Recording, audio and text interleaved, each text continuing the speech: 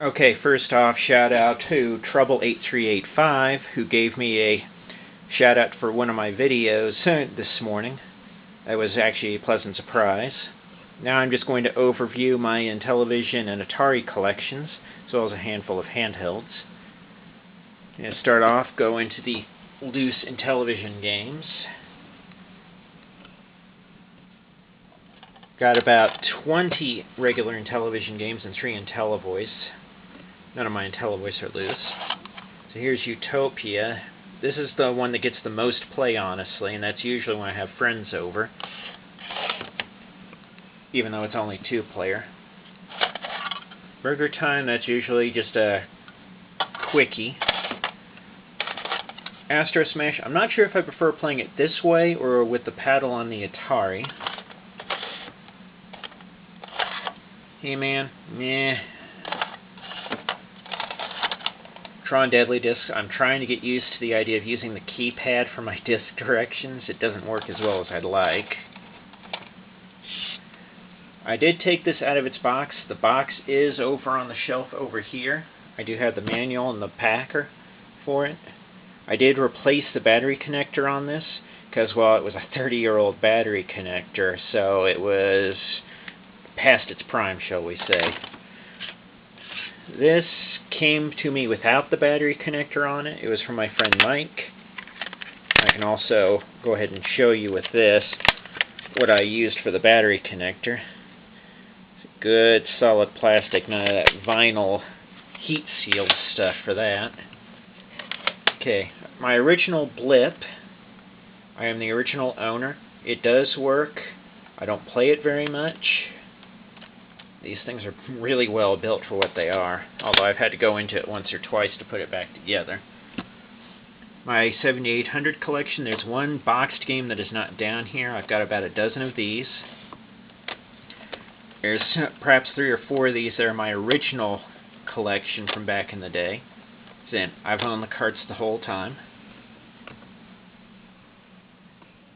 I'll go ahead and show you which ones I believe they are. Should be those and that. I played this an awful lot. Pole Position, I didn't really play that much, but it's the pack-in. You can pretty much get these a dime a dozen. Tower Toppler, this one's a real fun, basically a puzzle platform. I haven't played it much lately. Xevious, I played this a fair amount too. Probably one of my favorites is Food Fight for this one, although this is not an original. And a couple of these others were bought specifically to have a better copy than the 2600 copy. Although this one, I didn't quite use it as a replacement. This one I did. I'm in the debate right now whether to slim down my collection of 5 Miss Pac-Mans. Between all my systems, I do have that many. Okay, the loose 2600 collection, which includes things like my first fight game, one-on-one fighter. I do classify it as that, even though it literally requires 2 people.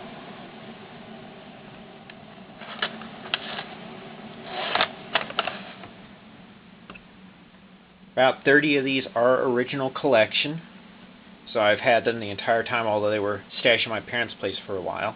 I do have 3 homebrews in here from Atari age. Start with this. This one's by Joe Grand.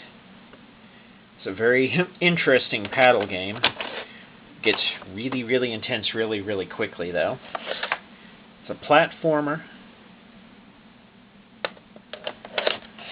And then to show you the one that got me all these homebrews was this. It's a puzzle game. It's basically based on columns that Sega did for their Genesis and Game Gear. The reason why I have these homebrews is I entered the label contest for this one, and obviously won. This was done Cinema 4D and Illustrator, and this is basically also a portfolio piece for me for my graphic design work. You ever feel like you have too many games? And I know I'm nowhere near the worst. Okay, into my boxed games.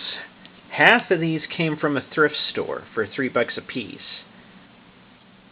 including this one, the Activision Decathlon. This one is really, really, really minty. I don't see any active plaque at all on the label with this one, and it was still sealed. Asteroids, part of the thrift store batch. It was still sealed. It still had the glue on the flap. Defender, it was not sealed, but it still has everything, including the catalog, which is very, very nice. Also, the thrift store had the shrink wrap on it. And both of these came from the thrift store, as well as Summer Games. I have not played Summer Games that much, and most of these have just been tested. The rest of these I picked up from gaming stores at various places. I'm just amazed how much boxed goodness I have for the Atari, given the circumstances. Although, this is better than the Intellivision collection, because at least these, when you find the boxes, you tend to find them in reasonably good condition. It's kind of an either-or. It's either no box or, ooh, nice box. Unlike the Intellivision stuff, about half my Intellivision collection is made up of boxed, not counting the IntelliVoice. But you can definitely see the difference here. A number of these did come from the thrift stores. If you look very carefully, you can tell a few of these I've had to actually take back together. Seems to be easier to find Intellivision box, but you do find them in every single range of condition, from nearly pristine to, why am I even keeping this? Actually, I've wondered that about Donkey Kong, because I've got NES Donkey Kong 2. I think part of it is the fact that since you had the overlays, which I don't actually keep the overlays in the boxes, the overlays are in a binder down here on the floor. Because of things like the overlays, some of these games required the overlays, so you wound up putting them in the box. The box was about the best way to keep everything together for that, which would certainly account for the range of conditions that I found these boxes in. Yeah, at some point I'm going to get rid of that. I don't care what Mike says about the warning to next 10 generations that something's come at a higher price. Actually, if you look at my loose collection, there are a few games that are missing out of here. The two big ones would be Pac-Man and E.T. I did a pair down last year, because I originally had 3 rows of these, and I just decided, no, I don't really want to keep a game that I'm not even going to play. I don't care what sort of warning it may be to others. If I really, really need to get the fix on these, I can get it via an emulator. I do have Stella, so I can play that on the computer when I need to actually remind myself of why I don't have those.